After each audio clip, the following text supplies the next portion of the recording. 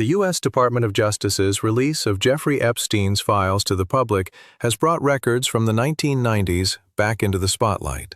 The documents reveal that Donald Trump served as a judge in Elite Model Management's Look of the Year contest in 1991, which featured young models aged 14 to 19. According to The Guardian and France 24, some allegations suggest that such events were used by wealthy individuals to establish relationships with young models. While possible connections to Epstein are being discussed, Trump has denied these allegations and stated that he removed Epstein from Mar-a-Lago. According to ABC News, no direct legal action has been taken against Trump in connection with these images. While the videos and documents in question have been repeatedly brought up, particularly between 2019 and 2025, the fact that most of the files are redacted has increased criticism regarding transparency. November 19, 2025, 2:47 p.m. A vote took place in the United States Congress. The House of Representatives voted on a bill. The result? 427 to 1. This is a rarely seen vote distribution. Two parties on the same side. Republicans and Democrats supporting the same text. The name of the law? Epstein Files Transparency Act. The law contained a simple demand. The Department of Justice would release all Epstein files in its possession within 30 days. In searchable format. In downloadable format. Redactions only in 3 cases: victim identities, ongoing investigations, national security. That's it. The law clearly stated, no record shall be withheld, delayed, or redacted on the basis of embarrassment, reputational harm, or political sensitivity. Trump signed the law the same day. No reporters were invited, no photographs, just a signature. The 30-day period began. Deadline, December 19, 2025. December 19 arrived. The Department of Justice opened a website, the Epstein Library. The site contained files, but how many? 3,965 files, total of 3 gigabytes of data. Congress expected millions of pages. The system delivered thousands of files, and 550 pages of these files were completely black. Not a single word was readable, only redaction. This is a procedural story. A law passed. A deadline was given. When the deadline came, the obligation was not fulfilled. What I'm going to show you now is what happened in those 30 days, how the system responded, and why only 3.5 million pages were released from a pile of 6 million pages. This is not political commentary. This is procedural analysis. Dates, numbers, official statements. These are what speak. Let's begin. Let's go to 2019. August 10. Jeffrey Epstein was found dead at the Metropolitan Correctional Center in New York. Official report? Suicide. Epstein was awaiting trial in federal court at the time. Charges? Sex trafficking, abuse of minors. The files were sealed at that moment. Who was Epstein? A financial manager. Wealthy clients, high-profile connections. In the 1990s and 2000s, he had properties in New York, Florida, the Caribbean, private jet, private island, and a network. Business people, politicians, academics, celebrities. This network was documented for years. FBI, prosecutors, courts. Files were accumulating, but they weren't being disclosed. January 2024. A court order came from New York. Some documents from the Ghislaine Maxwell case were unsealed. Maxwell was Epstein's longtime associate. She herself was convicted of sex trafficking. The court released some witness testimonies and documents from this case to the public. Nearly 200 names appeared in these documents. Bill Clinton, Donald Trump, Prince Andrew, business people, celebrities. But these documents contained no new information. Most was already known in the media. The public wanted more. Because there were questions. Who comprised Epstein's network? What did the FBI know? What investigations were conducted?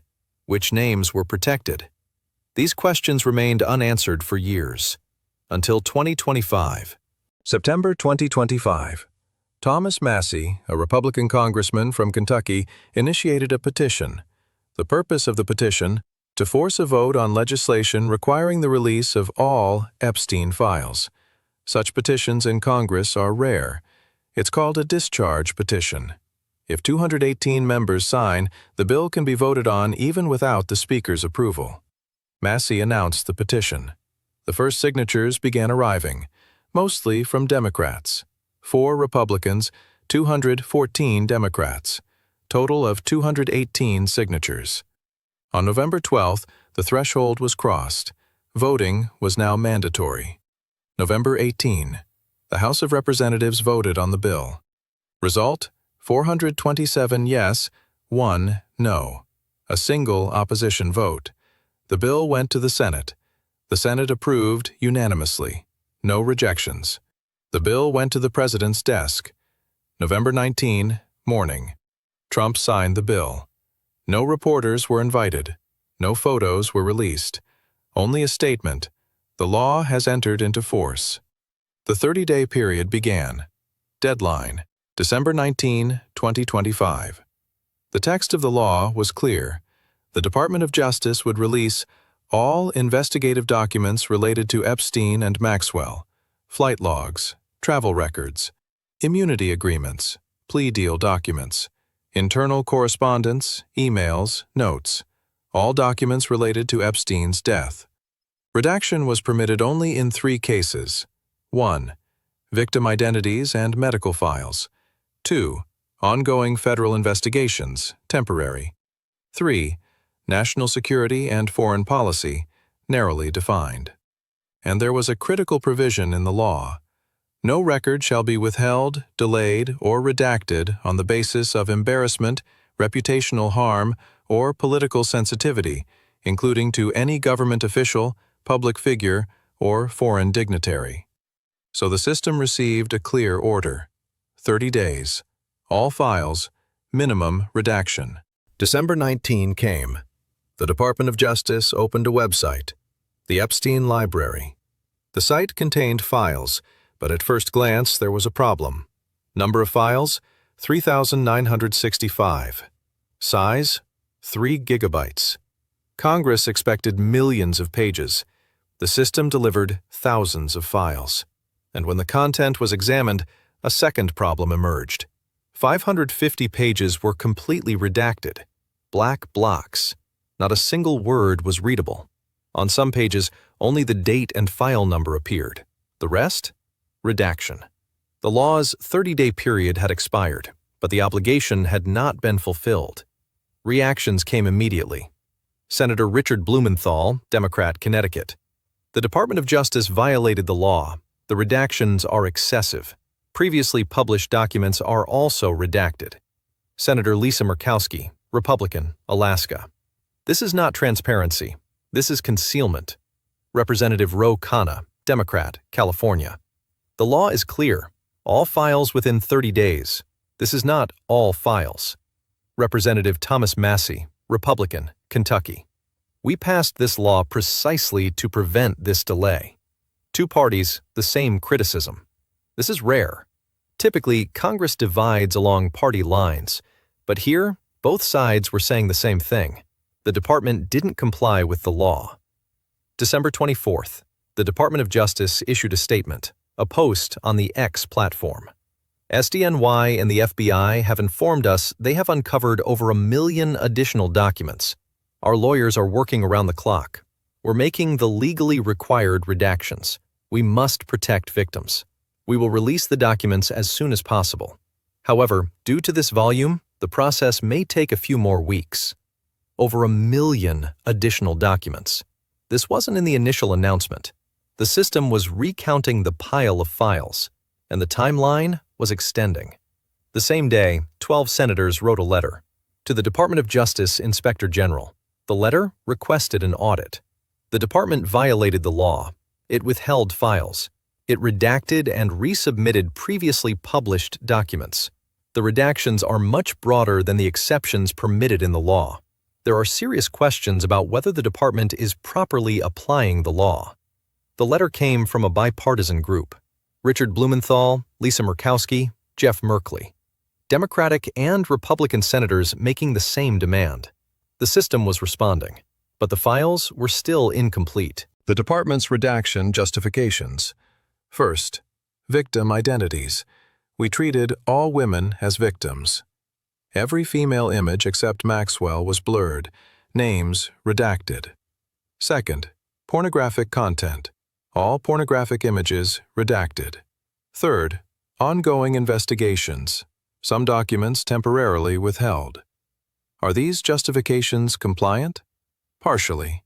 The law permits protecting victim identities, but all women are victims is not in the law. The law says actual victims, not all women. A group of Epstein victims issued a statement. As survivors, we should never be the ones named while Epstein's enablers benefit from secrecy. Redactions are inconsistent. Some victim names were not protected, but powerful connections were redacted.